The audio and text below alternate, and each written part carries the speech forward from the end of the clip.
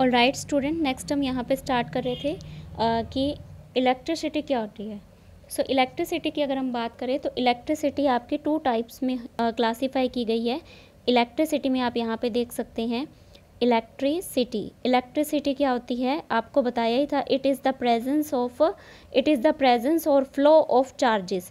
ये होती है आपकी कोई भी चार्जेस मूव कर रहे होते हैं, चार्जेस फ्लो कर रहे होते हैं, है ना, तो वो होती है इलेक्ट्रिसिटी। ठीक है, तो इसके जो पार्ट्स होते हैं उसकी बात करें तो एक होता है स्टैटिक इलेक्ट्रिसिटी। स्टैटिक इलेक्ट्रिसिटी में क्या आ जाएगा आपके पास, स्टैटिक इलेक्ट्रिसिटी क्या होती है, और दूसरी है आपके पास करंट इलेक्ट्रिसिटी। तो दूसरी की अगर हम बात करें तो करंट इलेक्ट्रिसिटी क्या होती है उसके बारे में हम डिस्कस करेंगे। ओके,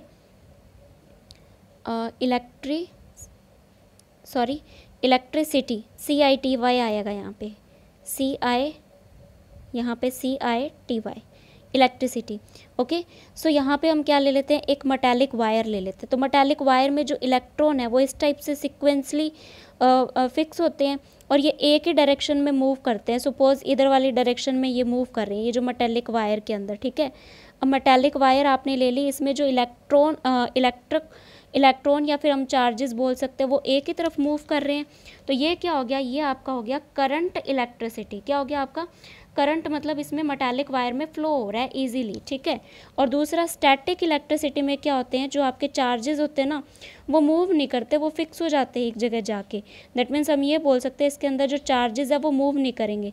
जैसे कि आपने स्केल ले लिया या फिर अब आप इसको क्या करते हो, हेयर के ऊपर रब करते हो, ये आपके हेयर हैं, हेयर के ऊपर आपने इसे रब किया तो जो चार्जेस है वो यहाँ पे फिक्स हो जाएंगे हल्के से थोड़े बहुत, अब मूव नहीं करेंगे ये। हम तो इसमें लिख सकते हैं don't move. That means charger जो है वो क्या करते हैं, चार्जेस जो है वो मूव नहीं करते, वो फिक्स रहते हैं। और इसमें जो चार्जेस है वो मूव करते रहते हैं।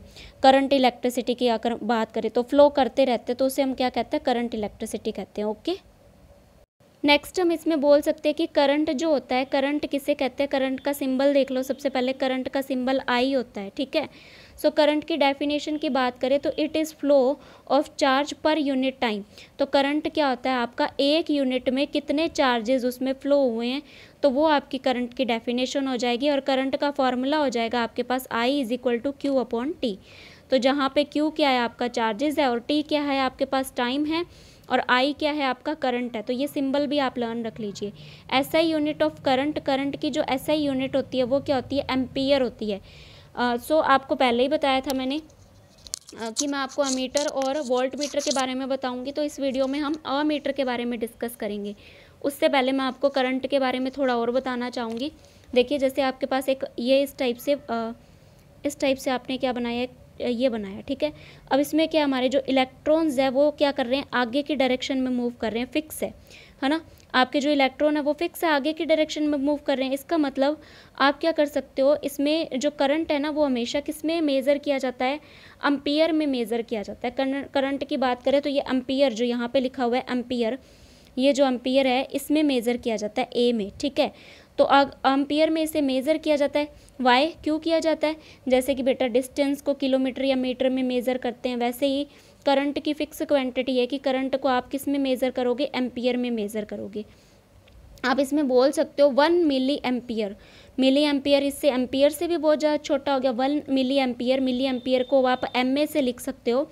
ये किसके इक्वल होता है, 10⁻³ एम्पियर के इक्वल होता है। तो आप ये क्वांटिटीज़ जो है ये लर्न ही कर लीजिए।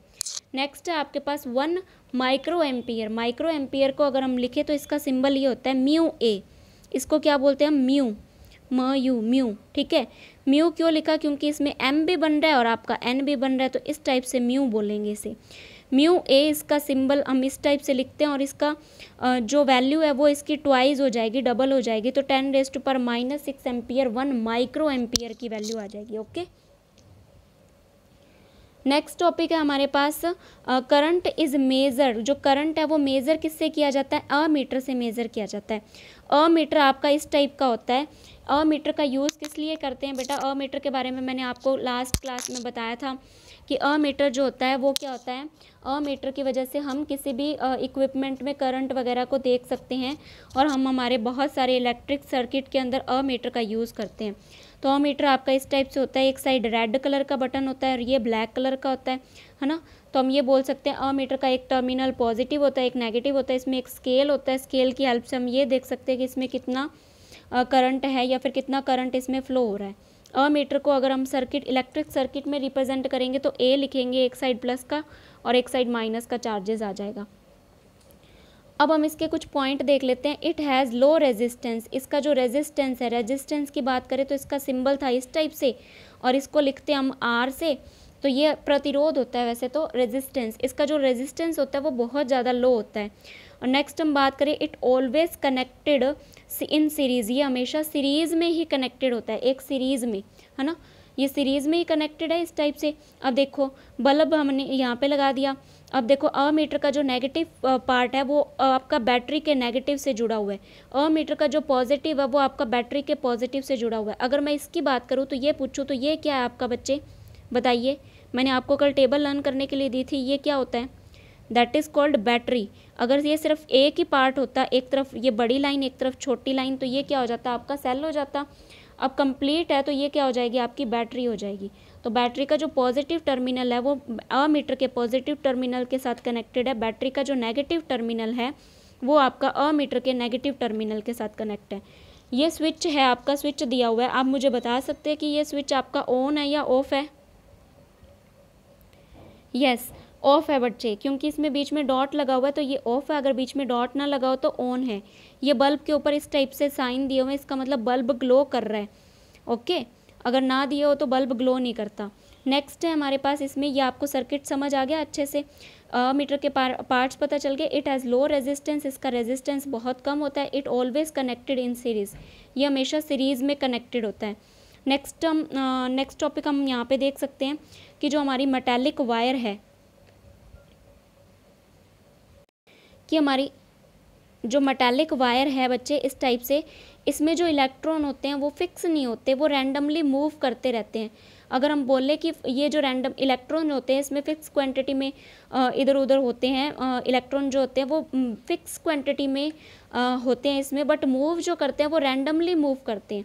ये नहीं है कि particular direction, particular magnitude, particular move करें, ये रैंडमली कभी भी किधर भी कैसे भी मूव करते हैं।